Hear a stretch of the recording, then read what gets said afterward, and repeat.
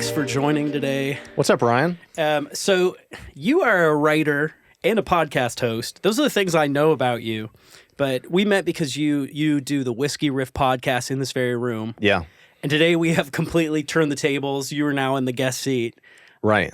I'm kind of in your seat. You actually sit over there off camera. Yeah. Shelby usually sits here. But how did you get involved with Whiskey Riff? I graduated from Murray State University, Go Racers, in 22.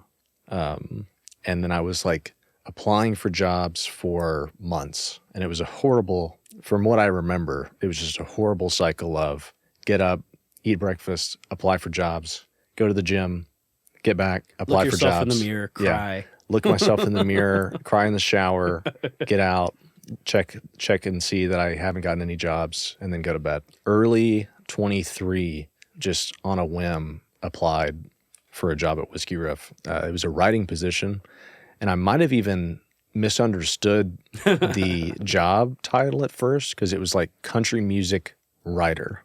And I'd have to double check, but I think I was like, I could write country music.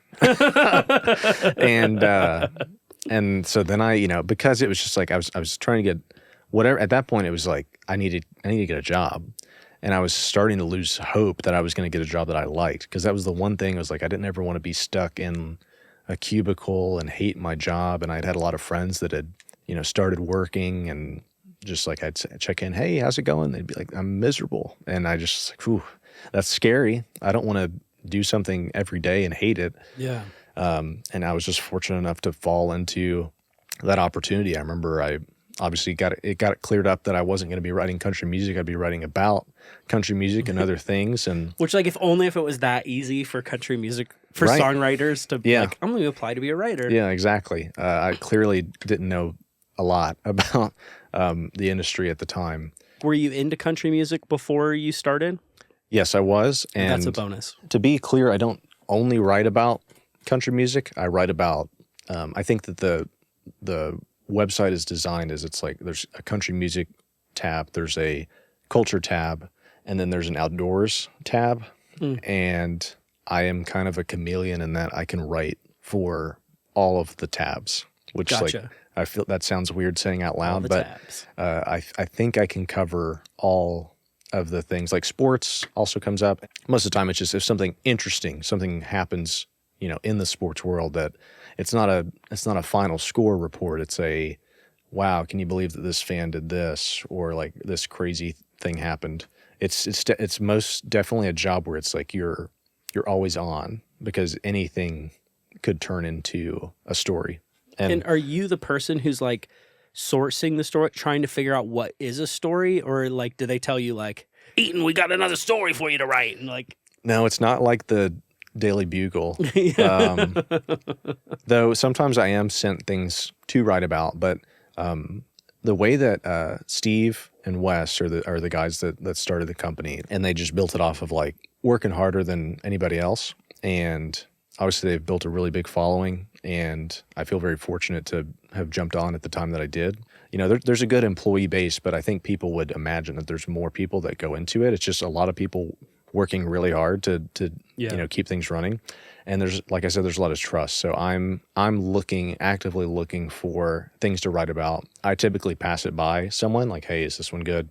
I don't think you have to do that every single time, but that's basically how it is. And to be honest with you, that's the hardest part of the job is continually finding things to write about, because sometimes stuff's slow. And then other times it's like you're swamped with stuff to write about. It's very interesting.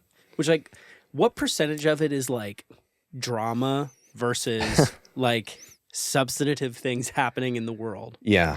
I think obviously if people aren't familiar with, there are probably people listening that are we should probably say when people have when I've told them about your podcast, I say it's a country lifestyle brand.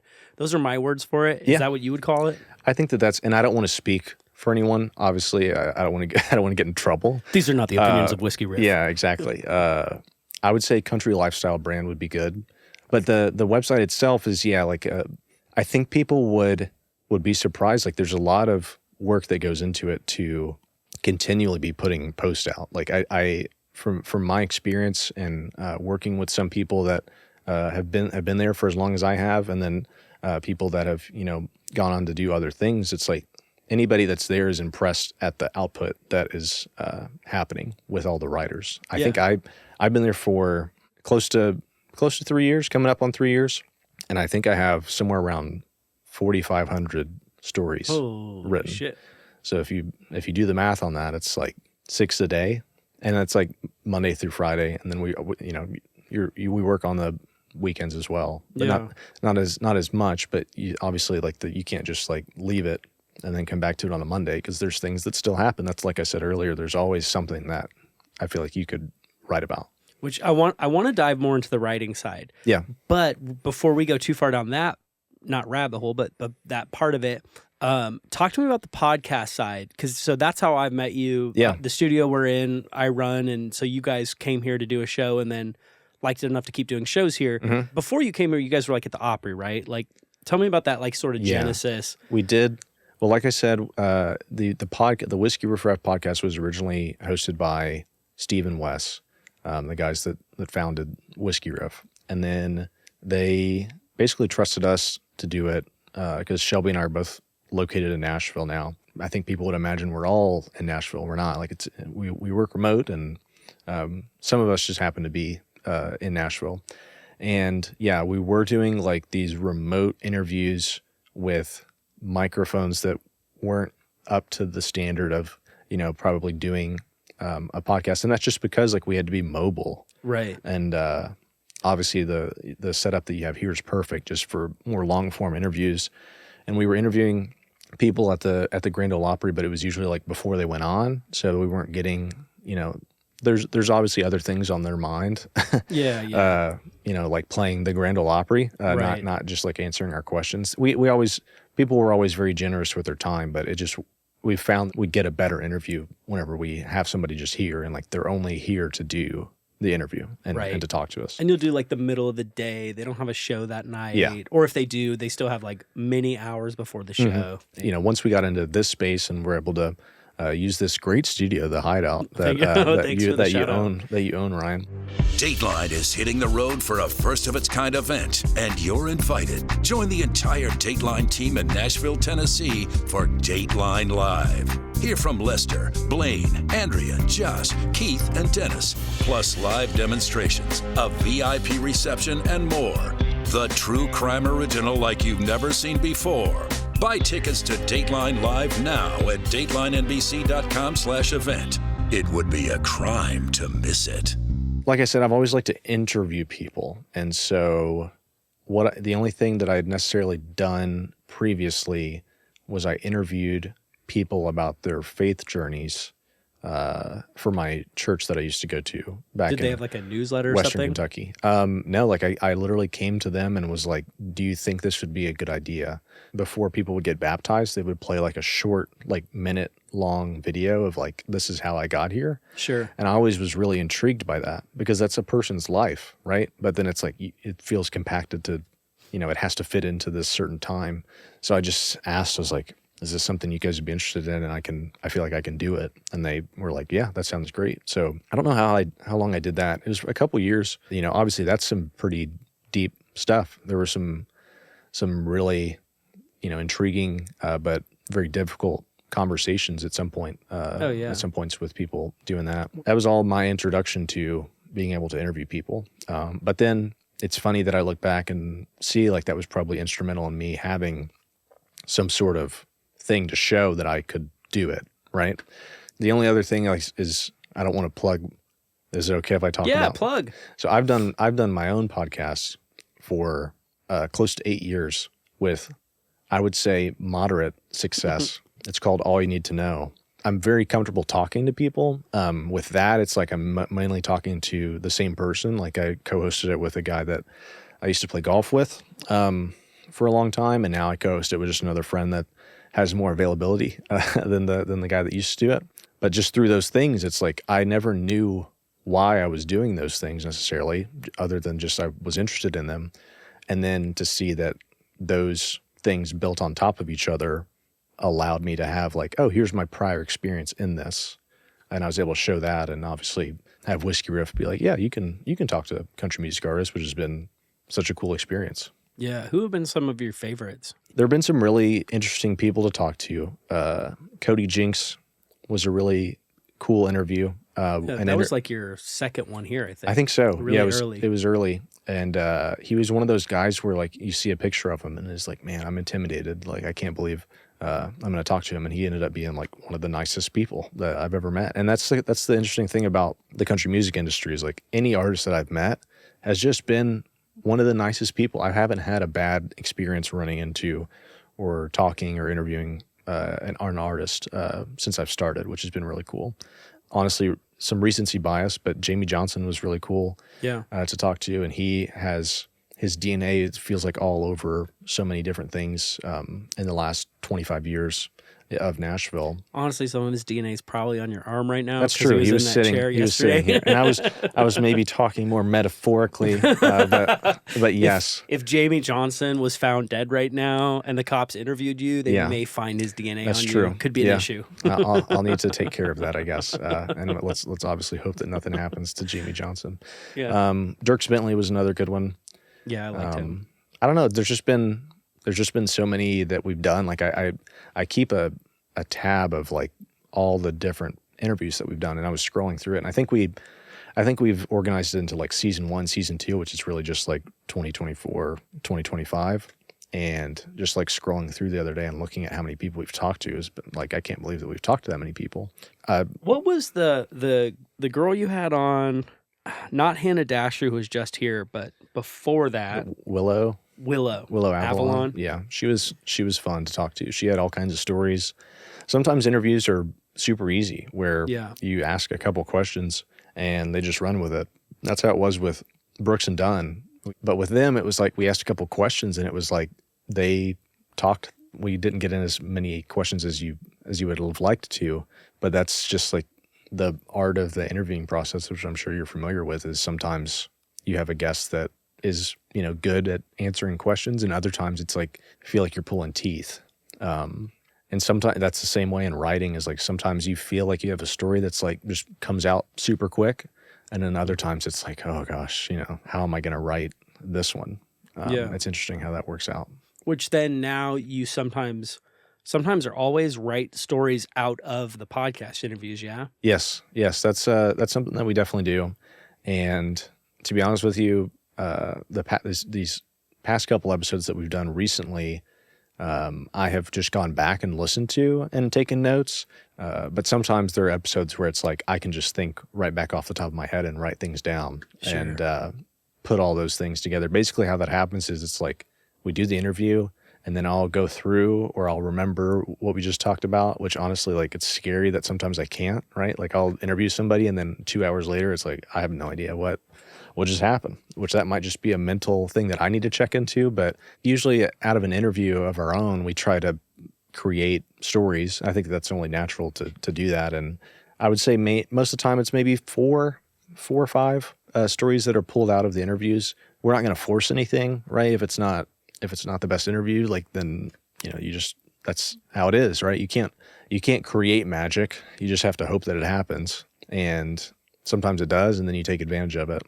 And I know with the Jamie Johnson interview that we did on the Whiskey Riff podcast. Yeah. Shit, they're all going there. Don't leave this one, but after, go listen which, by to the way, it. I think this is probably going to come out like more or less the same day as your Jamie Johnson interview. Oh, cool. So if you're listening to this, go listen to that after this. Just cue it up now. Just cue it up. But that one was like, I had all kinds of different potential story ideas and have yet to write them. But, like you said, if this is coming out, the stories might be coming out that I write as well. And that to me is it feels like journalism, because I obviously I'm not a journalism major, but that feels like, oh, I just talked to this person and what we asked or what I asked or what Shelby asked, we just turned into something that didn't exist before. And which, like, that is what journalism is. Right. And there's plenty of people who got a major in journalism and then probably didn't go into journalism. Yes. And I think people would like look at Whiskey Riff and think that it's not journalism. Like any other news source, like you're aggregating like from another interview or from, a news release or anything like that. just being chronicling online, I was just thinking about that because some people I've gotten nasty messages and emails and things like that. Let's talk about that. I remember there was I don't remember. It was a few months back. You were on an episode of Whiskey Riff Raff. You mentioned that you've been on the other side of like hate before.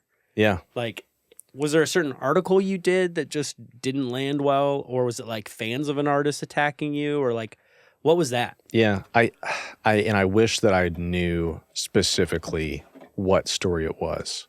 I don't, but I do know that people are very passionate, and as you see in every other part of the internet, people just have access to share their opinion in real time, And they go hard. and there's no filter.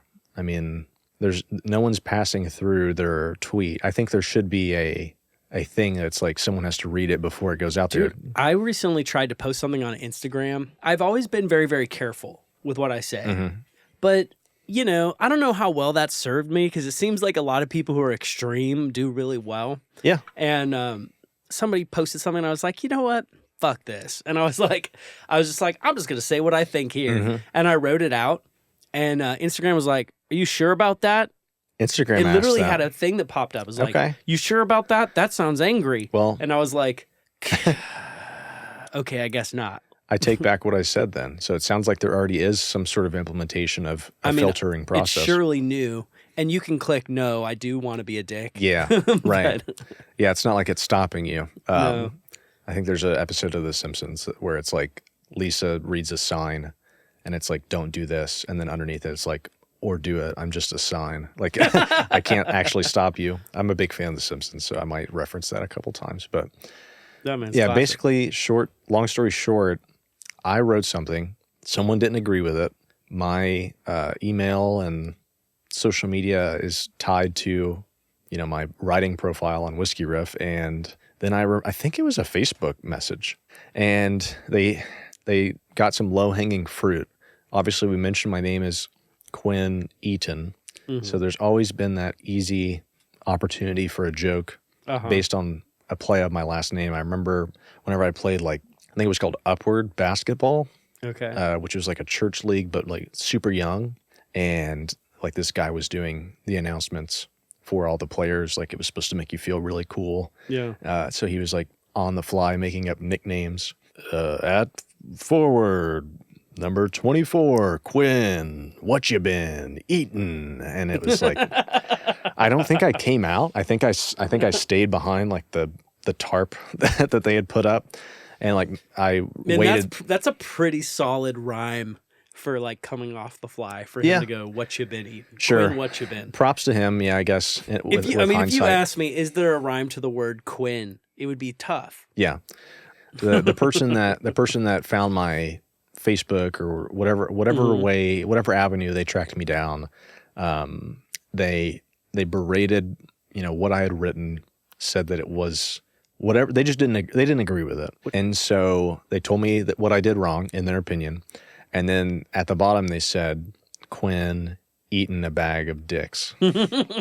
And fortunately I remember telling my wife about that. I was like, look at this message that I got. And I was just saying, it was like, oh, this is funny. Like somebody, because you can't get wrapped up in that stuff, at least in my opinion. It's easy too, but I didn't get bothered of it. And she was like, oh my God, are you okay? I was like, yes, I'm fine. Like I'm not, it's not a big deal, but that's just part of, I guess, the job sometimes is having people not agree. And like I said, I'm not ever making a point to try to make people angry. I'm usually just writing about, this interesting story that a country music artist is involved in, or a Buffalo people are passionate. So I don't know if it's articles you wrote or not, but Whiskey Riff definitely it goes down some things that if you were a mega fan of said person, I could see you getting really passionate and getting into those comments. Yeah. Two that come to mind. One, Garth Brooks scandal 6 months ago. Yeah. And the other one is Zach Bryan, who Whiskey Riff seems to hate. Let's go into either of those. Sure. Yeah. Well, the Garth Brooks one, you're talking about the sexual assault accusations. Whatever happened to that? It's still, ongoing. in the process. Yeah. Ongoing. I think there were Garth filed to have it moved to a different state, and then that was rejected, and it's been pretty quiet. I mean, trust me, I'm always checking to see if anything's come up. In Which, that like, one. rough to be Garth Brooks. What state could you go to where like people don't know you? Yeah, I don't know exactly what the person who's really covered that well is a coworker of mine named Aaron, and he's really good with whenever it comes to, you know, anything legal that we might need to write about, because he used to be a lawyer. Like, he has a law degree and left his law job to work for Whiskey Riff, which was really cool. Whenever I first started working there, I was like, oh, you know, like this guy left his law job. But again, just a situation where he was like, he wants to do something every day that he likes to do. Like, you hear that, people? They pay really well at Whiskey Riff. I think that it was just more a decision where he was like, I don't want to hate what I do, and here's an opportunity for me to enjoy what I'm doing. The Zach Bryan thing, I don't think we hate him, but he, I guess, steps in it enough himself to where he's very easy to write about. And there's been a whole thing where it's like a girlfriend, and I think even the day we're recording this, there was like engagement rumors to someone, to someone that looks almost identical to his ex-girlfriend. It seems like everybody really liked Zach Bryan until they broke up. Most people, I would say, liked him. I think the conversation around him is like quality versus quantity, because he puts out a ton of music, and then he obviously has some really big hits. But is that, you know, a product of him putting out a lot of songs and just a couple of them being good, or like, you know what I'm saying? Like, there's just that classic quality versus quantity debate. And then I just think through all the stuff that's happened outside of the music world that he himself has obviously entered himself into. People have been like, okay, I don't know if this Zach Bryan guy's my cup of tea. I interact with all of our stuff on Whiskey Riff as well, and I'll see people commenting like, so tired of Whiskey Riff being Zach Bryan TMZ, and it's like, well, you know, we're a country music lifestyle brand, like you said earlier. Zach we Bryan kind of have doing to stuff. Yeah, we kind of have to cover stuff. There's an obligation there. Well, he did. What was it that he did with there was like a 14-year-old that he called out? Yeah, he didn't sign autographs or something, and then that 14-year-old like called him out on TikTok. Such a weird, like, it's a very weird story. Then he like came back on that very TikTok and was like, you don't just get you anything. Yeah, you don't get these autographs just because you stand there. And then I think he said like SMD, which is short for, obviously. Oh, no. Wasn't it Get Off My Dick? GOMD? Yes. GOMD. Yeah, like, because I had to look it up. Yeah, to figure out what it meant. I wasn't familiar with the acronym either. Obviously, I just said it wrong. And I was like, what does he mean by that?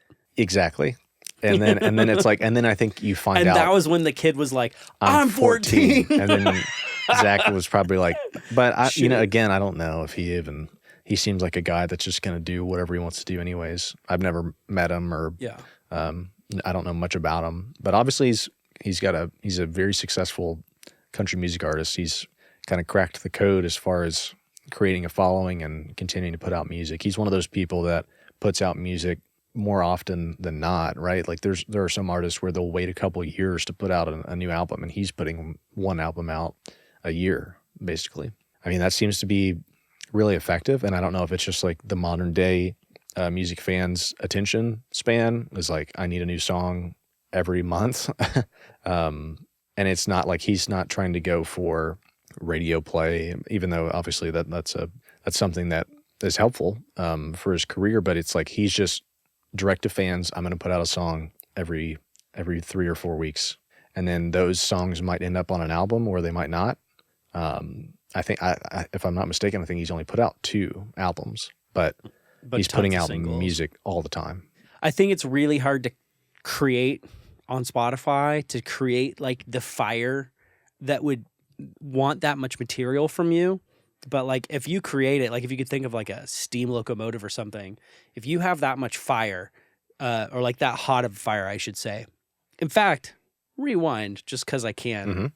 I was in Scotland not long ago. You and I were texting because you had a Ashton McBride interview that got slightly messed up. And so I was having to use some tech to fix it.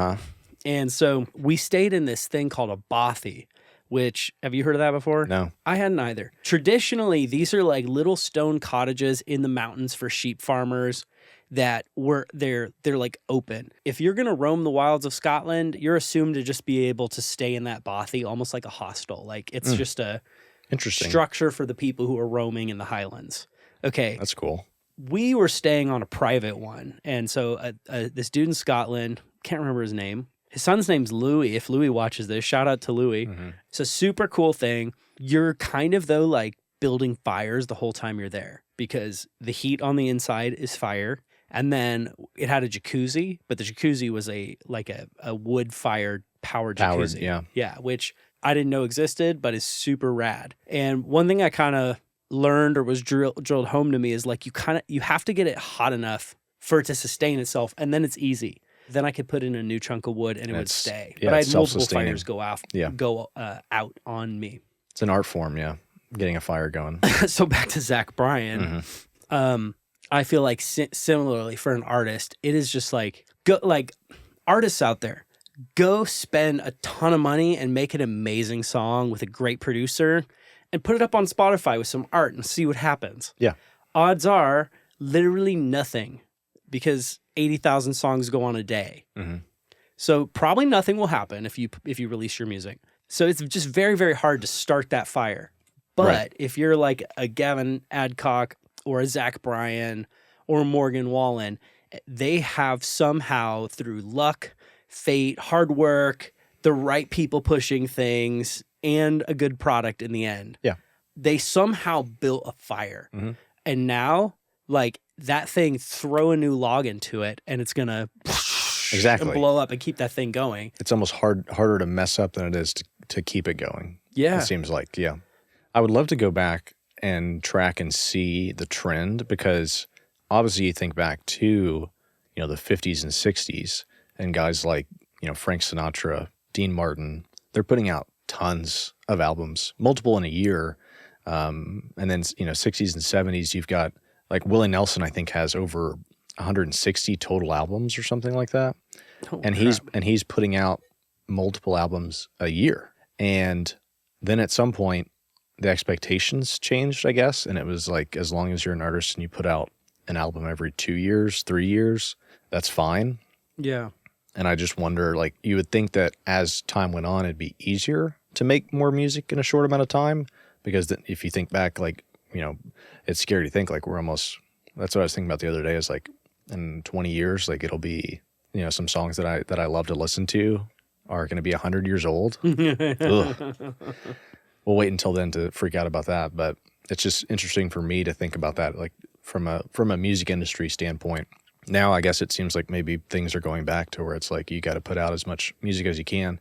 I don't think that's the best thing. And I have no room to speak on that. I just, kind of work adjacently to it. So I, see a lot of what's happening. But it definitely seems you're in a similar game because you're having to write 6 stories a day. Yeah. Because the format demands it. Rather than like, I'm going to disappear for 5 years and then come out with a book. You're like, here's nuggets all the time. And there's definitely a part of me that wants to write a book at some point. There's a part of me that wants to write a pilot. That was something that was like on my New Year's resolution list for this year was to write a pilot, but not too late. And I still could get to it. That's right. But it's just one of those things where it's like, I'm writing a lot and then it's like, oh, I have some downtime. Let's kick back and write some more. Yeah. And I'm not complaining at all because like I said earlier, it's I couldn't have even imagined like this job that I have, because it's just such a good fit for me because I love writing and I always have. I remember, I think I had a 2nd grade teacher. Her name was Miss Luker, and she would let me write like a short story and read it to the class every Friday. So I would like write the short story. Was like everybody writing a short story? No. It was just Quinn's time? It was just me. Nice. And I think she just recognized that like I was interested in writing, and then she like fed into that. And then, I just remember I would write a short story, and then on Fridays, I would read them to the class. And That's cool. Did the class like them? I think so. I mean, they were forced to listen to them, so it wasn't like people got to like sign up and come listen. It was like, you're already in here and you have to listen to this. And then a couple years back, I think actually whenever I started this job, I messaged her on Facebook and was like, hey, I thought you might be interested to know that like now I can, like, technically if someone asks me what I do, I say I'm a writer, which I would have never imagined that being a possibility. So I told her that, and she had kept all the short stories. Wow. And sent them in a manila envelope, and they didn't hold up as great as I was hoping, but it's still cool. Like, she recognized the drive that I had, because not a lot of people like to write. And I've described my job to people before, and they're like, that sounds terrible. And for me, it's like, I couldn't think about, I couldn't think of doing anything else. Do you like the act of actually like, I am now writing, or do you like the after effect of I have written? I've always described the thing that I'm the most interested in is like taking something that's blank and making something out of it. So like a blank piece of paper, obviously whenever I used to write more, pen and paper, now obviously everything's online on a computer. But just there is a little bit of that satisfaction. It's like, this was blank and now there's 700 words and they came out of your head. I sometimes get to do it through interviews too, like, slowly connecting everything. And I love the idea of like, okay, here are some quotes and this is the story. You have to connect all these things. It's like a puzzle. Like, I've always loved doing things like that. I've always written things. I wrote song parodies whenever I was a kid. And I did that too. I'm ashamed to admit that I still have written song parodies, not as much as I used to, but like that's one of those other things that I've done through my own, like, All You Need to Know website, is released song parodies that not great, but just funny. Like, I've always just needed a creative outlet, and now it feels like the job that I have is that. Yeah. And it's a creative outlet. And it's like, which is great. Every day whenever I wake up, it's a blank slate, and I have no idea what I'm going to write about. Now, sometimes if we do an interview and we've got, 5 to 6 things okayed from an interview that I did previously, then I know that I'm going to be working on those like maybe throughout that day or throughout that week. But for the most part, like, the day dictates what I'm writing about, and I have no idea what's going to happen. Sometimes it's a slow day, but sometimes it's like super easy. Everything's very fluent. Yeah. Do you have a favorite article you've written or series of articles you've written where like the puzzle pieces came together and you feel like you were able to like construct something great out of it? There's a couple. There's a couple that I've written about an artist named Charles Wesley Godwin. I went to a show and then kind of wrote a little bit of a review about that show. And not necessarily like just a review, but like tied it into my experience there, and gave like, I was able to inject my voice into the story. And I remember in college, everybody probably remembers writing papers, and I always got points deducted because they said that I was injecting my voice too much into this. And it's like, but it's my paper, Like, I was always super but the idea, isn't that the point? The idea, I guess, was just like, you're supposed to barf out the facts in a way that no one else has, or it'll read super similar. And I was always just frustrated by the fact that it's like, well, I want to be able to, I want people to read this and know that I wrote it. Whenever I first started working for Whiskey Riff, they were telling me, it's like, the idea is you're presenting a story and you're supposed to make it feel like it's coming from you, right? And so that was cool for me, like, for however many years I was in college, like, make sure you kind of quiet that voice down. And then I get a job and it's like, make sure that you are letting your voice shine through it. And then I just write so many, to be honest with you, that sometimes I'll be done and somebody asks me like, what's the story that you wrote today that you really enjoyed writing about? And sometimes it's like, I can't even recall. I can recall like 2 of the 6 or the 7. Yeah. Just because it's like, it feels very fast paced, and it's like, while I'm working on that story, I'm in it, and I'm, writing about it and making sure that I have everything correct. And then like you used to check, make sure there's no grammar issues or anything. And then, you hit submit and you go on to the next one. And I think that that's where some people could tire out and get burnout, because it's like, it's a never ending cycle. I always think of it as like if you're in construction and you're building a house, like you get to step back and look at the house for a second, but then you hand the keys to somebody and you go to the next one, right? Mm-hmm. That's how it kind of feels with writing, is especially, at least in the format that I do it, the shelf life sometimes bothers me, right? Because it's like, you know, if you write a book, that's going to last forever. If you write a TV series or a movie or something, like there's a chance that could stick around and have, you know, a really long shelf life. Whereas the stuff that I'm writing typically has a window of like a couple weeks and then it goes away. But then like, that's because you're replacing it with more. But it doesn't go away. Like I know that I've written over 4,000 stories. Wouldn't that be just like the best practice ever? I've had several friends in my life that have wanted to be writers and then they don't write. Yeah. I wish I could like throw some of my buddies into a role like the one you have where they have to write every day and be working on that muscle. And I think just naturally, it's like with anything, as you do it more, hopefully you get better at it, right? I played, not to toot my own horn, and this is like just being on this podcast, I typically don't talk about myself all that much. So right, you're usually asking people about them. Yeah, but even just in like normal life, like, you know, unless if someone asks me about something, I'll tell them, but I'm not like saying, "Oh, hey, by the I'm way," a writer. Yeah, I'm not boasting about it by any means. But like, I played golf in college for Murray State, and I was out there every day practicing. And to be honest with you, sometimes that paid off and I could see it. Other times it was like, you know, maybe I was just going through the motions and I didn't see improvement.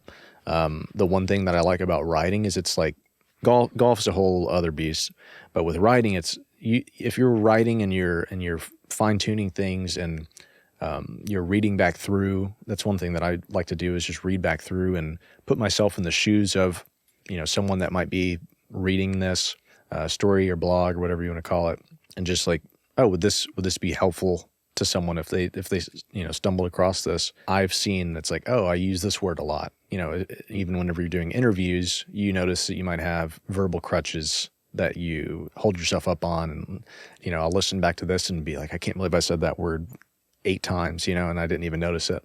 But not a lot of people are recording themselves a lot or writing every single day to figure that out. And so sometimes it is like you're looking in the mirror constantly and seeing how your brain's working, and it's a muscle, like, and just as like you would work out, you know, you should get better at it as you go. And I've had a lot of friends where they're like, I would love to do what you do. And then they're like, what do you do? And I say, well, I do this, and I'm writing, you know, this many stories typically. One of my favorite articles you've ever written was the one, you know where I'm going with this? The one about love on the spectrum. Yeah. Because I was your source. That's right. You were the source, and I think I shouted you out. You did in it. You were like a producer in Nashville. That's right. I forget if you said my name or not. Either way, it was grid. Yeah, and it was, and that's like a situation where like a story can come from anywhere, and I'm always looking out for that. And sometimes I'll have people send me stuff, whether they work for Whiskey Riff or a friend that just knows, like, hey, has this been written about? Most of the time, my friends send me stuff, and they're like, this would be good to write about, and we covered it 2 days before. For me, it was a lot of fun because, like, similar to like what you just said, like I was watching a show, they were talking about country music. I thought it was entertaining. Yeah. And then I ran into you like next day or very shortly thereafter. Mm-hmm. And like 90%, because I don't write for a blog or country music thing or anything like that, normally if I have some sort of thought like that, it goes nowhere. You know what I mean? Right. It just dies. You just look at it and then it's... I'm like, haha. Yep. In this like one case, I'm like, hey, this would be cool to write about. And you're like, all right. And then it was like out that night. And I was like, hell it's quick. Yeah. It's quick. Yeah. And there are editors that look things over and make sure that things are good before they go out. And are they like Whiskey Riff employees? Yeah. Or are they like, they're not like third party editors? One of them is one of the guys who founded the company. The other one is another writer who has like I think he's maybe called an assistant editor. But yeah, there are people that, you know, I'm submitting the story and then it's being reviewed and then posted most of the time. So there's a process to it. And there must be somebody whose whole job is to just do all that posting. Yeah, I think there's multiple people. I would think. It seems like way too much for one person to do. To be honest with you, I know writing can be viewed as a difficult job, but social media is nuts. And like you said, we're prolific in the posts that we do, and yeah, that's such a demanding job that I think is still viewed as very undervalued. Like, it's like, oh, they're just posting on social media, but like that's almost, I don't know how much, what percentage it would be of like a business's outreach, but it seems like that's how anyone finds anything now, is through social media. If your business is the house itself, like the social media is the front porch, because you have to invite people in to the business itself. Anybody can go and put a post up once you get into it, like to be able to put up a post and it's the right post and things are like framed well. Yeah. And the caption of something is going to draw somebody in, and all of like the different options that you have on the back end. It's super overwhelming. And maybe this is a cool transition. So for this podcast, I've been using so far a lot of AI to help me write the captions for the posts and figure out what to do. So I'm using ChatGPT to help me go, all right, so I'm posting this same clip to all those 8 platforms. Yeah. What should the caption say for X, for Twitter, and it's helping me go, well, on TikTok, they want this short, punchy, emotional grabbing thing for the younger audience. So something like this. And, it's very helpful to have it give you like 5 options, because you'll hate 3 of them, and then you can pick and you can refine and whatever else.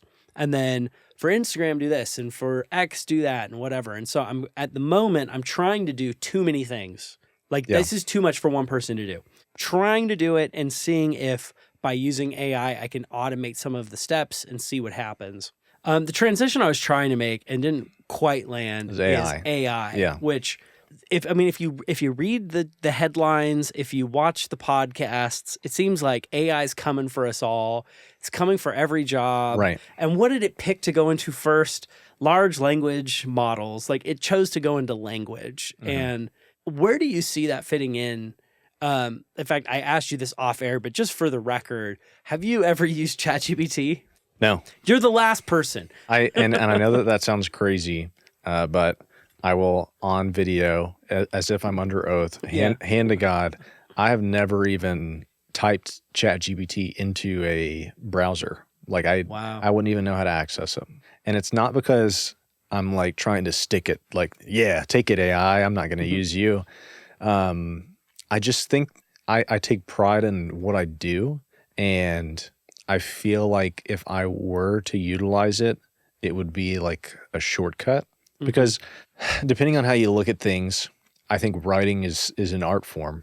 It's got my name on it, and it's my writing. I don't want it to be created by anything else. And I know with AI right now, you can tell still that it's AI. Yeah. Because there's just that missing human element to it that is very easy to identify. And there's certain words it over relies on. Like, it has a voice, and you can tell. And the thing that bothers me the most about it, and like I said, I'm not like anti AI, because I think there are some good things that have come from it. I just haven't found it, as something that I have to incorporate into my daily life. Even though I know that it could help. Like, I know that the searching process for me would probably be made a lot easier if I just typed in, please help me find a country music story that I could write about, or like scan the internet for these keywords and find a story that I could, like, that would be helpful. But I'm still in the corner of, I'm going to do my own work, and what I'm doing I consider to be an art form. Like, not everybody can write. Some people, like you said earlier, say that they want to. AI basically is pulling from things that have already been created.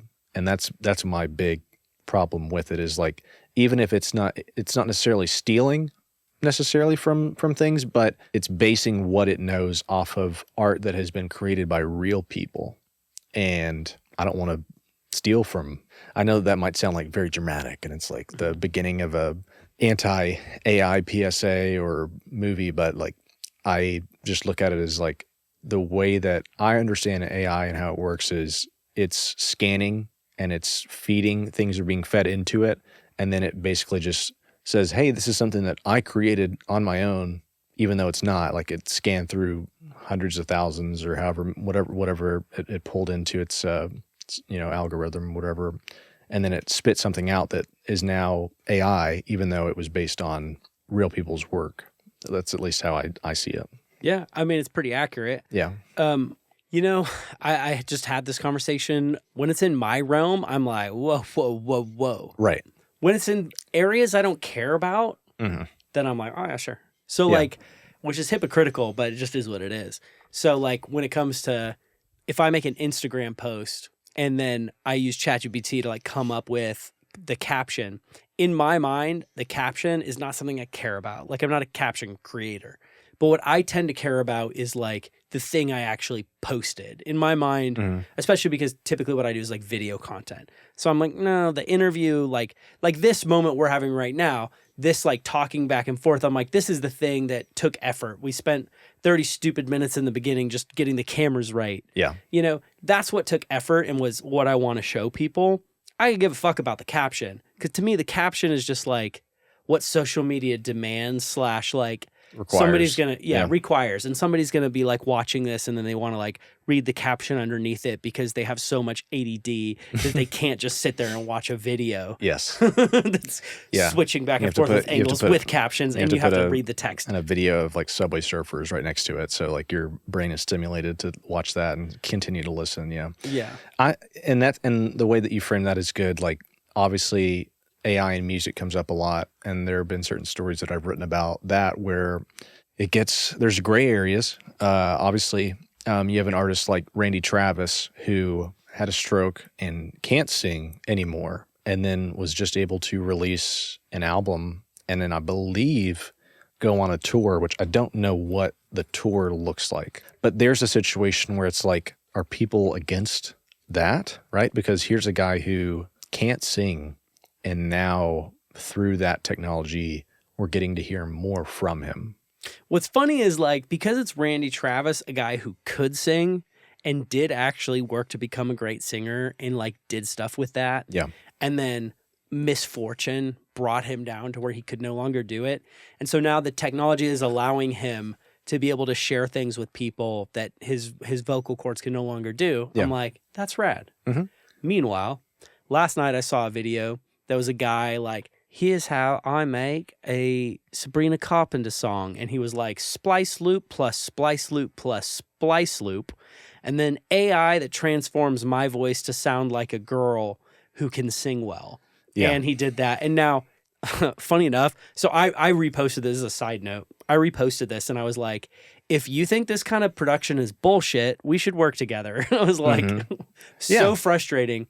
Meanwhile, I had a friend from England message me, and he was like, haha, that's so-and-so. I went to school with him. He's actually a really nice guy. And I'm like, and then I watched some of his other videos. I think there's just a joke he was making, but I'm like, I hate that. Yeah. I hate the existence of it. If it was somebody, so Randy Travis on one side, on the other side, just only slightly different is someone who was never good at singing, but they use AI to sound like they're good at singing, and they go do the exact same thing as him. I'm like, I hate that. Yeah, exactly. And I think it's like, I'm trying to figure out how to describe it. It's like ways that feel justified to be like for AI to be used, like Randy Travis. I think before we started recording, we talked about the Beatles releasing a new song in 2024. And the only way they were able to do that is because the technology came around to isolate John Lennon's vocals on, recording that had existed where I think he was like playing piano and recorded himself singing it. Yeah, probably a cassette tape, something really not good.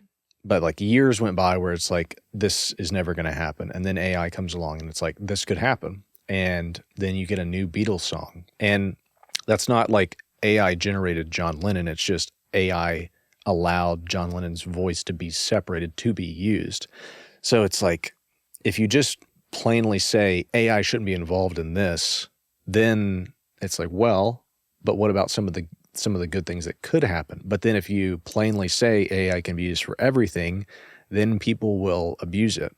And anytime I've seen where a newspaper or a outlet has posted a story and then people quickly come to find out that it was just written by AI, then people will like give them a hard time. And I think that you lose credibility through doing that. And I think something about Whiskey Riff is like, you know, it matters that there's a human behind it, and you want that voice to come through. Like I said earlier, like all the papers that I was writing in college, like those could be easily generated by AI because there's not supposed to be a voice included in them.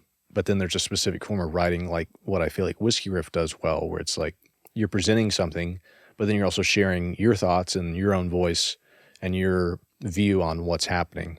And I think that there's just a lot of gray area. But I've seen where like college students telling AI to write a paper, and then they're running the paper through AI to make sure that it can't be traced by AI, and they're given all these prompts, and then you're finding out that professors are doing the same thing, and it's like they're like come up with a lesson plan and like read through these papers and grade them, and it's like, I mean, so then it's like, is that necessarily a bad thing that students are learning how to use AI? Because it's like, what if at some point, like that's all you need to know how to do is just how to use that tool, like just looking at AI as a tool, not as something that is a replacement of a job or something like that. And I taught a college class, and I had multiple students write stuff, and I was like, nah, no way. I'm like, this kid is in class. He's like, hey, what's up, man? And then in the paper, he's like, the delicacy in which Fleetwood Mac performs the hi-hat. And I'm like, bullshit. Like, I'm like, I don't care how you write. Now, if we were a creative writing class, maybe I would analyze their writing and be like, hey, you could work on, but that's not what I was teaching music. Like, I literally don't care if you can write at all for this class. All I want is that, in fact, I don't even want anything. If you want to know the real truth, I just wanted you to do the project. It has a writing component. I didn't make it up. Somebody else did that. But if we're going to do the writing component, all I want you to do is tell me why you made the musical choices you made. That's it. I just want to see you did it and why. That's it. Yeah. I don't care that you wrote it good. And people will go into ChatGPT and be like, the sparkle was effervescent. And I was like, you would never say effervescent. This is a lie. I know it is. And so I would go run those like AI auto detectors, and, you know, sure enough, it would be like 90% AI or 95 or whatever. It's just funny though to think that like then an AI paper is being checked by an AI software, and it's just all AI checking AI. It's, you know, there's a nasty, vicious cycle. But see, I was the type of person that if there was I never had an issue with a word minimum. The maximum was what I always had. Hard. I always had to send my professor something that was like, hey, is it okay if my paper's this many words over? And probably one of my favorite classes that I ever took was Intro to Jazz History. And there was a lot of writing involved where it's like you would listen to something and then you would have to talk about either the era that it came from or how you felt. That's where I think writing and having your voice come through and having an opinion, like I still think that that's something that artificial intelligence can't really. It might be the most valuable thing now. Do. Yeah. I feel like one of the like nice things about your podcast, because you have like, it's a guy and a girl. Different like, perspectives. Yeah. Shelby, I feel like Shelby can be like, okay, tell me about your love life. And it's like totally natural. And then like. I would feel weird. That's what I was thinking. That. Like, I think you or me, like, I think most guys would probably be weird to be with Jamie Johnson and be like, so what's your marriage like? Like, we would feel odd about it, and they'd be like, shut the fuck up. Don't talk about my wife. I would rather not talk to you about that. But yeah, whenever it comes from the right person, it's like, yeah, I would love to share about that. Right. Yeah, Shelby asked, and then he's like, it was love at first sight. You know what I mean? Like, it's great to have like a partner that can compliment you in that way. Right. But what did I want to talk about? So you got married in September 2024. That's right. So you are about to hit your 1 year? That's correct. Yeah. What's the date? So everybody can wish you. September 28th. September 28th. Yep. Nice. Myself and my wife Brianna got married. Chicken fry? No, different one. Not a chicken fry. Nice. Yeah. And so you were telling me your wife is before the show started, she's a therapist, which I love. So me and my wife both love therapy. Yeah. I probably got more into it because my wife was into it. On our first real date, my wife wore a shirt that said Jesus plus therapy, and she wasn't joking. And so it was. There's something to that, yeah. I think she wore it to be like, this is what I'm about. Do you want to be with me? And so I had done some therapy before I met her, just for like 4 months or something, and I liked it. So I had a positive view of therapy. And then after we got together, like she was regularly seeing somebody. And so I started regularly seeing somebody. And then we did premarital counseling together. Yeah. We did pre-engagement, engagement, and then it became marriage counseling. Yeah. Cover all the bases. That's good.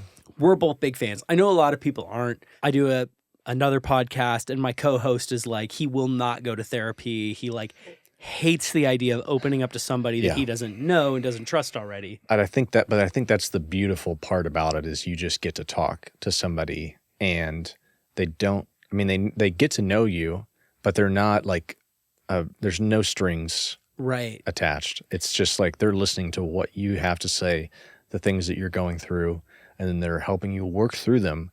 And then you walk out the door and that person, that counselor, that therapist that you talk to, they still care about you, but it's not like they're going to pop up in your life in any other way besides the fact that they're just there to help. And they don't affect the rest of your life. Yeah.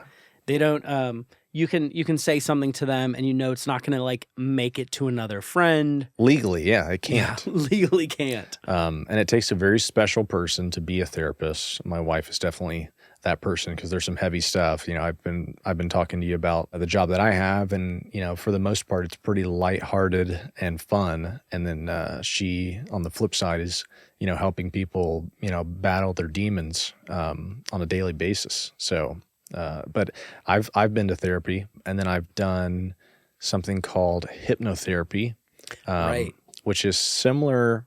It's not synonymous, but it's similar to, from my understanding, EMDR. Which I've done a lot of EMDR. I did it this week. Yeah. But tell me about hypnotherapy. I'll tell you if I think they're similar. Well, the process that I went through was with a guy named Dom, the hypnotist. If people ask me, I usually just say I went to a sports psychologist. But now it's like, I went to a hypnotherapist is technically. I don't know if, I still follow him, and I did like 6 different sessions with him. And it was crazy. Like, I was skeptical going in, like, yeah, right, I'm not going to get hypnotized. And you see people, if you ever see a hypnotist show or something, it's like, and they like balk like a chicken. Yeah, and they just, you don't, it feels hard to believe. And in no point during that did I feel like I was like not in my own body, right? Like whenever I've seen a hypnotist live or something, it's like the person doesn't remember anything that they did, even though like they were up there, like you said, balking like a chicken or something. I just remember it was a lot of tapping into your subconscious and utilizing parts of your memory that you probably didn't even realize that you had access to. And I think a lot of it's just being still and allowing your brain to do that. And the hypnotherapy kind of allowed that. What was like the method? Like, how did he get you hypnotized? See, and the thing is I did it virtually. So it was like I think it was just FaceTimes. I don't remember. I don't think it was Zoom calls or anything like that. And it was just like a series of steps that you kind of walked through. There wasn't any sort of like snapping of the fingers or anything, but it was just like questions you were asking. He was asking me, and then I was asking myself. Somehow it just got you into this mental state where you were able to unbox things. And there was even parts where it was like, if you went into a memory, you were trying to replace it with something that you learned from that, to where you can that feels EMDR-y. to where you can obviously close that back up. Then if it popped back up in your head, you would think of the thing that you learned, not the thing that you were stuck with. Obviously, just because I played golf my entire life, I know that there was definitely something to the fact that if you hit a good shot, then your brain just automatically was like, well, yeah, that's what was supposed to happen. And then there's no emotion or memory that attaches to that. It's just because that was your expectation and that happened, and then you move on. But then if you hit a bad shot, like if it's an offline, starts heading towards the water, or out of bounds or whatever, then your brain captures that moment because that's something that you didn't expect to happen. And then your brain remembers that. And so then you might not even do it purposefully, but then you're standing up on the next hole and your brain is remembering all those bad shots more easily than the good ones, because your brain didn't think to take a snapshot of the good one because that was the expectation. And I think that happens a lot in life too. It's like sometimes you can hone in on the bad things that happen easier because well, if a good thing happens, it's like, well, sweet, then you just keep moving along. Just through that hypnotherapy process, all I can say is that I was like last on the team whenever I went into that, and at last on the college golf team, and then went through that, 6 sessions or however many it was. And then several months later, I qualified first on the team, which is like as big of a swing as you could have. And the only difference in things that I had done was the hypnotherapy. It wasn't like I changed the way I was practicing or anything. It was just like, that's the power of tapping into your brain and allowing it to heal. And so I'm definitely a proponent of therapy, without a doubt. Yeah, hypnotherapy scares me because I think the idea that like you would be out of control and somebody could, who knows what they could do, what messages they could plant, and so yeah, I think like all therapy, you have to like trust the person you're working with.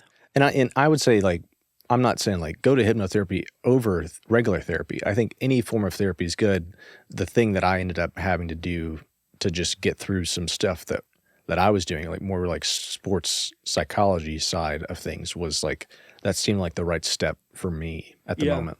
Well, and I mean, it seems like it worked. Yeah. I could imagine. I've like never gone far enough with any sport to get good. And I've only golfed a few times, but when I have golfed, I've always been with people who like actually have golfed more. And so then they're like, okay, square your hips and then do this and then and the whole thing.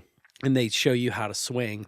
I know because I'm so early in that process of like knowing it. It's so far from instinctual. It's so like, okay, now do this, now do this, now do that. It's not muscle memory at all for me. But I know that the whole time I'm doing it, even at a beginner's level, in my head is like so many things. Okay, do all the right things. Wait, you're overthinking it. Wait, I should put an echo on this, by the way. When I want to put it out, like, you're overthinking it. No, okay, don't think about it now, just do it. Okay, it's supposed to be fluid, though, but you're supposed to relax as you do it. Now, come up with the thing. Fuck, they're all watching me. I'm going to do really bad. No, I can do pretty good. You know what, actually, I could do good. I could do this. Yeah. I just have to get out of my own head. Stop, you're talking right now. Don't think about that because you're making it worse right now. I could imagine having some sort of, like, hypnotherapy, especially once you're, like, good at it.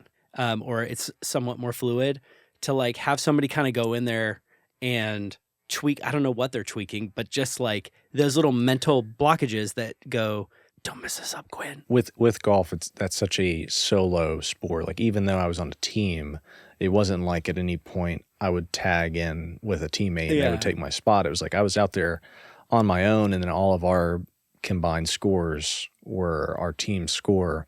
And you're just out there for hours on end. I don't think people realize, like, there were tournament days where we would be out there for playing for 12 hours, tee off at 7:30, and then hit your last putt at 7:20, 7:30. Those were like when you played 36 holes in a day. And I went to like a small, it was still Division I, okay? Mm-hmm. But I went to a smaller school. There are a ton more golfers that are better than me, without a doubt. But for me, it was just like, if I'm going to be out there for that long, I don't want to be miserable. And I want to have some sort of confidence to go out there, because it's very easy. It's kind of like trust, right? It takes a long time to build up trust, and you can lose all the trust that you have in a split second.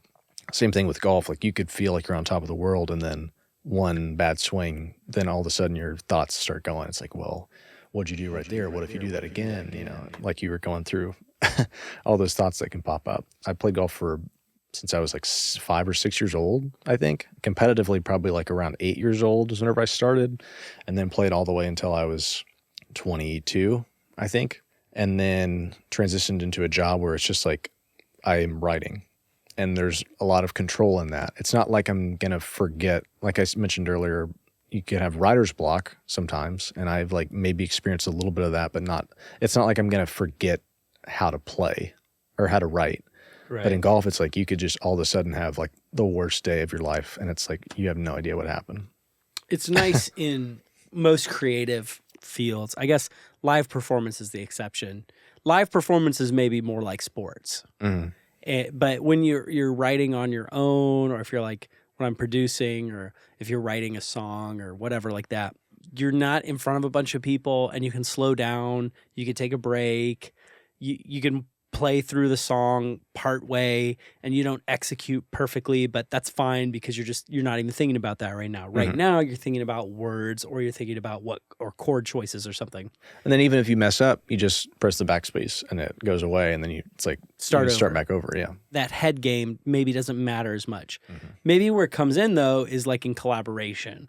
It's like if you're in here doing the podcast, you're more live in the moment. It's you and Shelby back and forth. You're like kind of trying to read your host's mind if they're like gonna go next or if you should go. If like you have a more interesting thing to say than they do. If the guest is gonna respond well to what you've got to say. And that's where maybe it becomes more performance. Yeah. And where those things can get in your head. Yeah. Now there's definitely like a live element to it, even though it's recorded, because whenever you're doing an interview, you're just trying to put yourself in the shoes of the people that are listening and hope that you can pull something out of this person that you most of the time are just meeting for the very first time. This feels so meta right now. Yeah, sometimes, yeah, exactly. We're interviewing each other. But sometimes you might know them prior, but most of the time it's like, hi, my name's Quinn, nice to meet you. And then you sit down and you're talking to someone that you've never talked to before and you're trying to get something that's good. And then it's really interesting with celebrities because you have some background knowledge on them, even though they have no background knowledge on you. Right. And that's like sort of expected. And part of it. Do you ever wrestle with when people are like notable, whether to like allude that I know these things about them? Because in a normal human to human interaction where somebody's not a celebrity, we know that we don't know things about, and you're like, oh, so like, what do you do? You know what I mean? And that's normal. But like, if you sit down with let's stop using Jamie Johnson because he was just here, and so I've brought him up too many times. Chase Rice. If you sit down with Chase Rice and you're like, oh, so like, what do you do? He might be like, fuck you. You don't know. I'm here because you know what I do. Yeah, well, that's why we're all sitting right here because you have to. If you didn't know any of his songs, it would kind of be like, huh, why am I on your show then? Yeah. There have been a couple times where I can remember going to some sort of event and seeing that someone is there that I might have written something about that it wasn't entirely like uplifting, which is like surely because on the way Whiskey Riff's articles are set up, it's like your author name is up at the top. It's a small picture. They would have to click on the name and then enlarge the picture and then probably look into further pictures to make sure you know what that person looks like. So, but there have been times where it's like, oh shoot, I hope that this person doesn't, turn and be like, are you Quinn Eaton that writes for Whiskey Riff? I don't think I've ever been recognized, which is good. I think Shelby has, but she does some other stuff, through Whiskey Riff that would allow her to, be, I guess, out there a little bit more. But as far as like trying to withhold, basically just anytime I'm prepping for an interview, I kind of relate it to like how I would have prepared for an exam. Is like I just need to be prepared as much as I can, and then once I get there, I can't do anything else. I'm just like hopefully everything was made to meet the moment in the preparation. Yeah. And so I wouldn't say that I ever shy away from questions or get worried to bring things up, but obviously I do. Like there are going to be some things where it's like, well, I probably shouldn't ask about them getting arrested, even though that would probably be good. Yeah, it'd be really interesting for everybody. Yeah, and honestly, I probably should, but I've just never been that type of person. Like I don't want people to feel like they're trapped. In my mind, like you're trying to make them comfortable and then feel as though they're just sitting at a bar with you and like they're going to share a really funny story or something like that. I feel like you're the king of in an interview. They're like telling a story and like a keyword comes up or something. Yeah. And you're like, well, speaking of that thing, here's a question. Yeah. I feel like that's like you're the king of that segue. Is that a good thing? I think so. Okay. Yeah. I think it is. Yeah. I hope so. I think that just comes from how my brain works. If my brain is constantly thinking about how does this work into a story, then I think I've just kind of conditioned myself to think like A, B, C, D, E connects all together. And so I do have questions in my head, or I have a note card out with, potential things that we could talk about. But to be honest with you, I'm just listening to what they're saying and then playing off of that. It's just becoming too meta for me right now. Yeah. Because it's what we're doing. Yeah. I do like to find that connection point to the next thing, because I think sometimes it can feel abrupt, just like, and I listen to podcasts where people have an interview style where they ask a question and then they ask their next question. And I listened to the Dan Le Batard show with Stu Gatz, and it used to be on ESPN, and now they're kind of their own thing. And Dan Le Batard is a great interviewer, though I will say that sometimes it feels like whiplash, right? Like he asks a question, the person answers it, and then it's like, whoa, I would love to know more about what was just said. But then I think what makes Dan so good is that the next question is far superior than what a follow-up could have delivered. Like he does a lot of good preparation. For me, I just like to make it feel organic and try to find, a through line, I guess, to the conversation. And I think I do the same thing with writing. It's just like, I was going to say, I think writing a lot would help you do that. I think that's where it comes from, to be honest with you. If I had to psychoanalyze myself, I guess that's what I'd gather. Yeah. Yeah. I mean, you're trying to free write with a person and try to make it interesting and accessible and everything else. So, but it is funny that you pointed that out, because I definitely do that. Like on the ride back to where I live, I'll be like, man, I really did a good job, grabbing that and moving it onto this. And it's really just from a perspective of, if I was listening to this, is what they just said, is that something that I'd want to hear more of? And does that work in with a question that I might have thought of myself already? And then and then I just try to connect everything. Yeah. It's like a puzzle. That just took me back to, I remember everything. Yeah. Yeah. So what, I want to say what's next for you, but we're so out front with what your current job is. I'm not trying to get you to be screw Whiskey Riff. We love Whiskey Riff. We do. But what other aspirations do you have with writing? Well, in tandem to your employment with Whiskey Riff, which is forever ironclad. Yes. Thank you for making that clear. Yeah, I feel very, like I've said multiple times, I'm very grateful for the job that I have. And I think the best way to answer that is, before I worked for Whiskey Riff, I was writing, I was interviewing people, and I was making videos.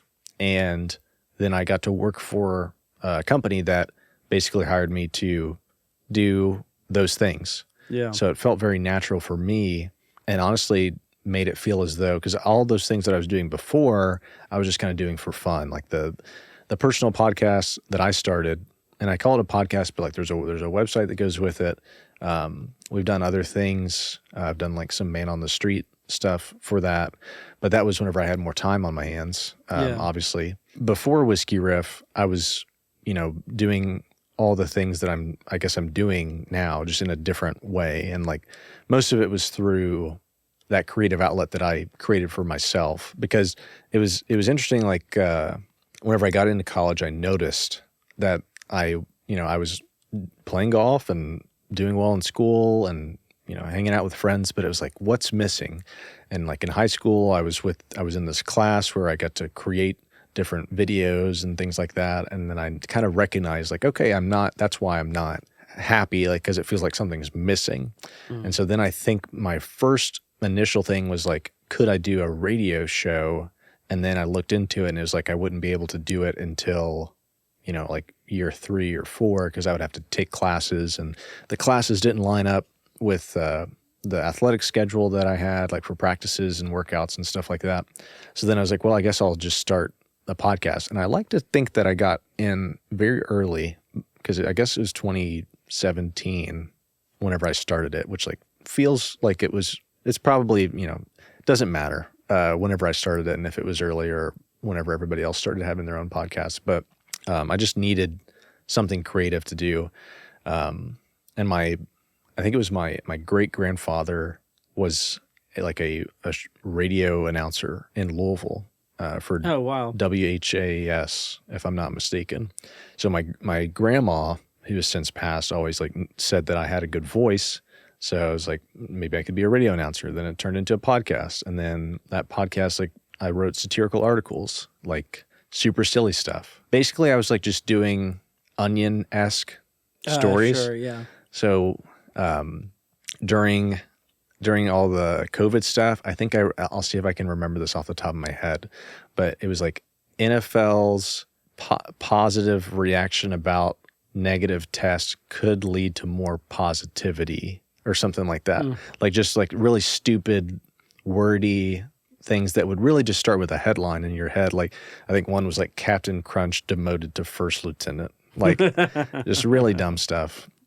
Chick-fil-A employee spills tea on customer, says my pleasure, you know. And I just had fun doing that. And I think that's what I found is that I'm just passionate about making things. And so as long as far as like what's next for me, as long as I'm just making things, I'll be happy, I think. And like I said, hopefully Whiskey Riff will have me as long as they'll allow me to stick around and continue to do stuff for them. My one dream was like to write for a late night show. And now it's like, maybe that probably isn't the best one because it seems like that's a little fuzzy as far as like if those could stick around forever, if like that's the smartest thing to try to get into. But definitely at one point, and I feel like I've said this, but definitely just write a book, write a pilot, and see what happens. But as long as I'm making things. What kind of a book would you make? I think fiction? Yes, fiction. I would write something fiction.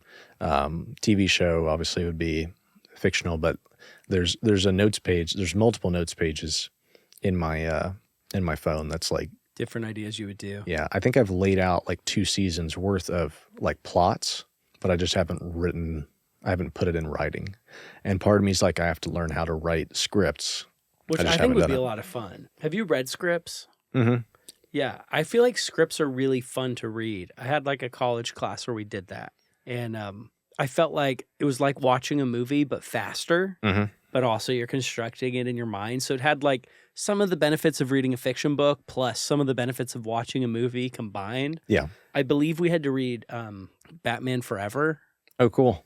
And all the details in it. Yeah, I loved it. Yeah. I really loved it. That's cool. And like just to think that was in somebody's head and then they just wrote it down. You know? Like that's what I admire about authors and showrunners, creators, and all that stuff. Like it's just to think that something like Yellowstone didn't exist, and then Taylor Sheridan was like, "I think this is a good idea," and then so many other people have agreed that that's a good idea. Right. Obviously, it's worth like $1 billion. You want to know who doesn't think it's a good idea? My grandma. she's anti-Yellowstone. She is, which sounds random. She's done. She might be one of the only people. Right. Well, here's why. So she has a ranch near Yellowstone. I see. I can already tell where this is. Yeah. So what she doesn't like is that since the show came out, lots and lots of people have moved. The irony of that show is, and I've only seen the first season, but from the first season is all about lots of Californians are moving to Montana, to the Yellowstone area, to Bozeman, and creating these luxury developments, and it's infringing upon the Dutton's ranch, right? Get off my land. Yeah. That plus murder plus Indians, all right? Native Americans. Right. All right, that's Yellowstone. Well, meanwhile, my grandparents actually do have a ranch near Yellowstone, and since the show came out, every Californian watched it and was like, that's a great idea. People are doing that? And so they do move there. Sounds like your grandma just needs to capitalize on it, though, and just, but hey. Well, the greatest generation. Yes. How should I say this? She could capitalize on it, and she should, but she doesn't need to, and she doesn't, and instead she would rather just have her ranch and not have the random people. Well, in a way, it sounds like she herself is much like Kevin Costner's John Dutton, who's upset about other people coming near her ranch. She exactly is like the Duttons. It's a beautiful irony. But here's the other irony. She is from California, so there's that too. I mean, all right, so she doesn't really have... Ryan's grandma... Hypocrite. Yeah. Well, you said it. I didn't. I'm glad that you said it. I'll say this, she like really values the place and the land and the like authenticity of the people and the place. And she does not, what they don't like is like, she doesn't hate Californians, obviously she's from LA. She does not like people who don't have a respect for the place and its culture. Yeah. She likes people who come to a place and get into its culture. She does not respect like fucking tourists, like people who just come and try to sort of impose their culture or whatever. And so, and I say this for anybody listening who has any sort of opinion on my grandma, they're all valid. Yeah. And my grandma's a one of a kind person, and I'm not saying she's right or wrong. She just is how she is. That's my Yellowstone response. Yeah. Sure. My grandma's probably met Kevin Costner, by the way, and she probably has like a subpar opinion of him. Yeah. Like, this is who my grandma is. You ruined my life, Kevin. Nice to meet you, though. So, question you were saying about like these people have it in their head. Have you read On Writing by Stephen King? That's nuts that you just asked me that. Yeah. Because I'm currently reading it. And nice. we have not talked about that. No, we did not. This sounds like we're a magic show now. Like, for the people at home, have we ever talked about this? It's in my nightstand. I mostly read nonfiction, which I need to probably read fiction just for more inspiration. But I'm excited to read that one because I was at a bookstore down in Franklin. It's a historic one. The name of it's slipping my mind right now. While I was there, I bought 3 books, and one of them was the the biography on Lorne Michaels. The other one was The Rise and Fall of Dinosaurs, which was great, and I love dinosaurs, so I had a great time reading through that. Yeah, I saw that. Yeah, T-Rex tattoo. And then the other one that I got was On Writing by Stephen King, and Stephen King's one of my favorite authors. One of my favorite books of all time is 11/22/63. That's my favorite book of all time. Which is like, for those that are listening, basically a historical fiction where it's like a time travel-ish.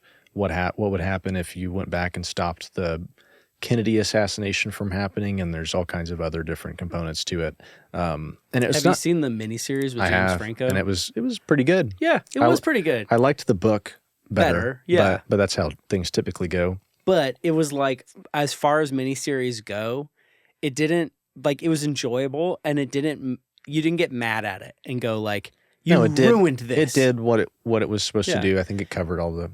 It did justice. It cuts out like a lot of the little side quests. Yeah. But it covers the main plot well, and the emotional payoff at the end is so good. Yeah. So it ends with I won't give away anything that's spoiler alert. Yeah.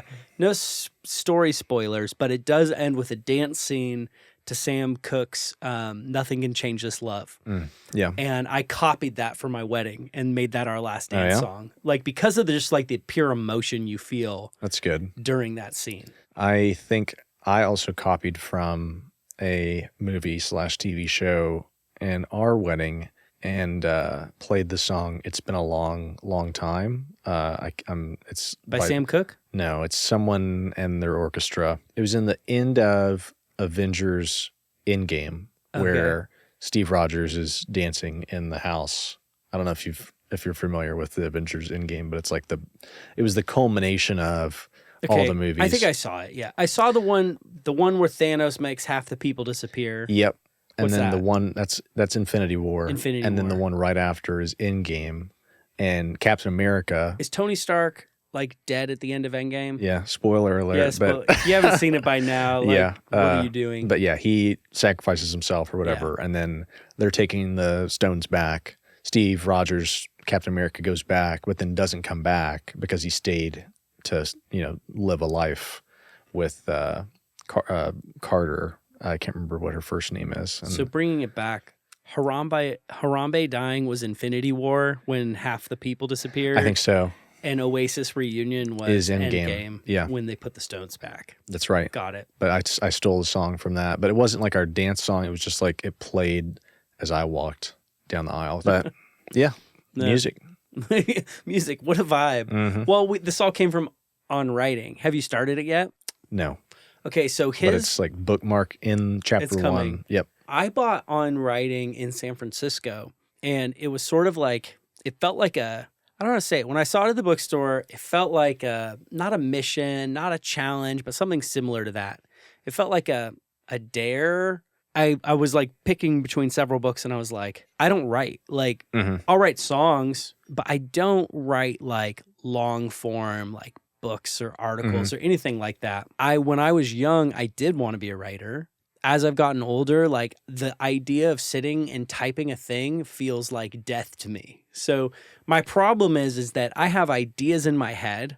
I'm definitely like, will naturally going about life be like, oh, I just had a movie concept. You know what I mean?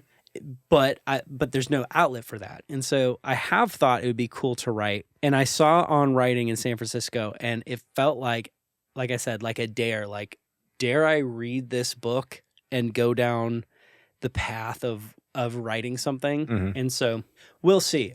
Really enjoyed it. One thing that I pulled from him on there was like, Stephen King does not go into, at least what he says in the book, is that he doesn't go into the book knowing what it's all going to be. He like goes with like a concept and some characters, and then sort of like, quote unquote, lets them, do what they're going to do. Right. And write the story for him. And it's like and that's how he experiences it. And that's fascinating. And like anything long form that I've written, which is not, I've a lot more short form stuff that I've done versus long form. The only two things that I've done long form are very silly, and it was for the All You Need to Know podcast thing that I have, where like we did an episode where it was like we were calling a fictional baseball game.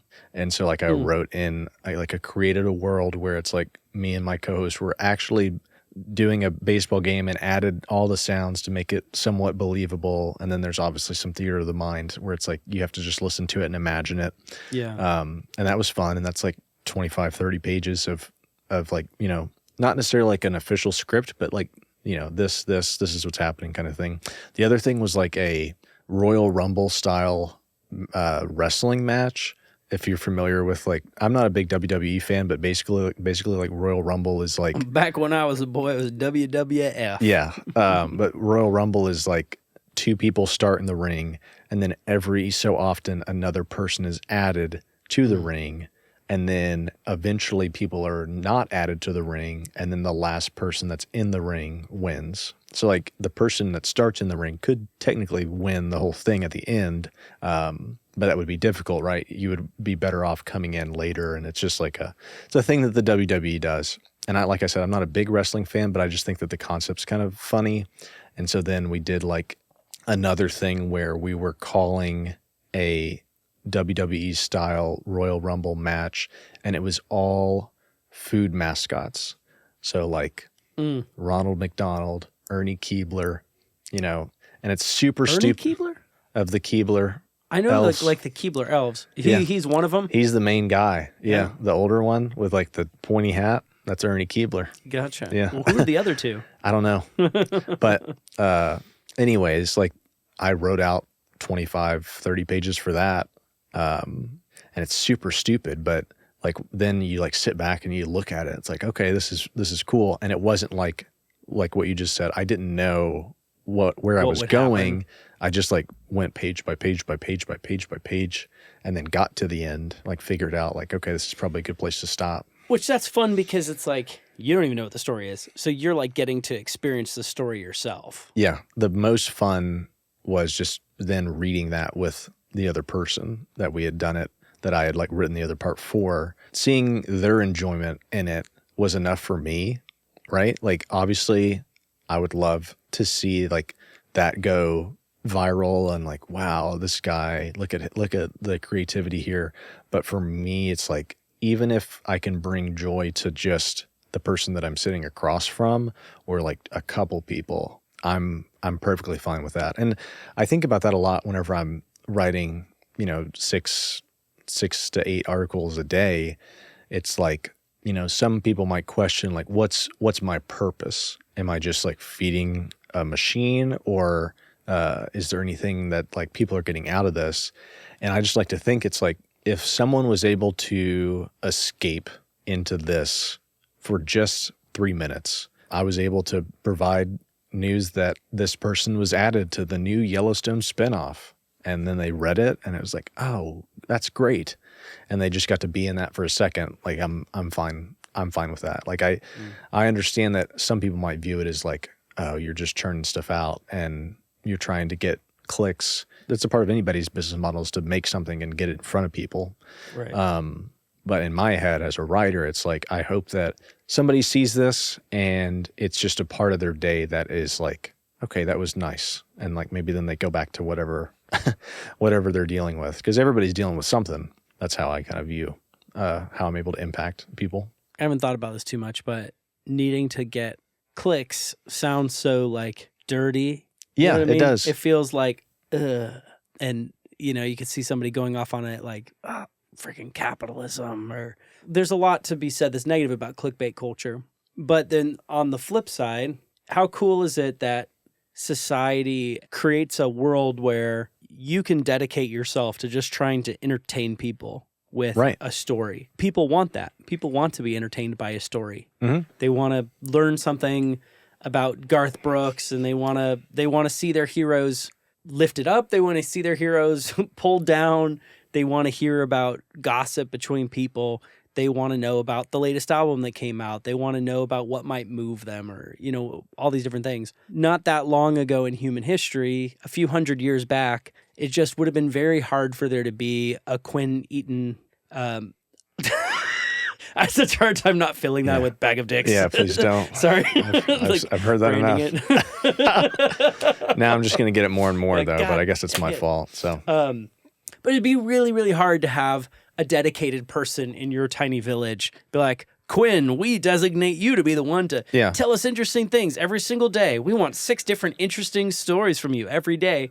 And like in exchange for carrots, like you need a big economy to be able to support how it, and you're not the only one. There's like several at your company, and there's many companies, but it's cool that the way it's all come about, like we've created a world where you get to exist doing the work that I don't want to do, which is like sifting through everything and trying to find something interesting, because I want to read the interesting thing you have to say. I don't want to search through everything. Yeah. And even like thinking back whenever the main source was like a newspaper, it's like, well, that's not coming out every day.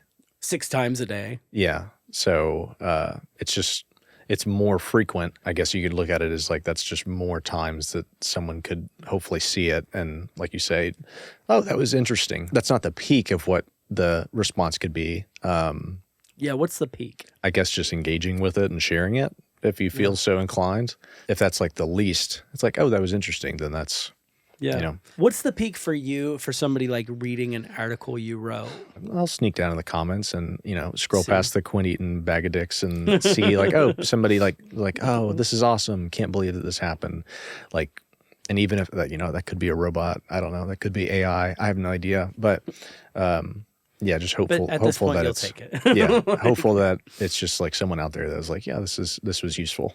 Mr. Quinn, it's been great to talk to you, and I just encourage anybody who's heard this to go subscribe to Whiskey Riff. Look for the Quinn Eaton articles. Read, share, heart, subscribe, leave a comment. Come up with like a better nickname for Quinn that's positive. Sure. If it can be done. That'd be good. Yeah. Whiskey Riff Raff podcast. Also like all that stuff, because we're going to keep rolling with those. And then, my little passion project, All You Need to Know, or AYN2K. All You Need to Know. That's what I call it. So I'm busy with all those things, and I'm having a great time. So, and I had a great time today. Thanks so much for thanks for coming. Having me on. I've had a great time. Hopefully I didn't talk about myself. That's literally the whole reason you're here. I guess that was why I was here. So never mind. I hope that I did. And you did it well. Thanks, Ryan. Thanks for coming. Appreciate it. Yeah.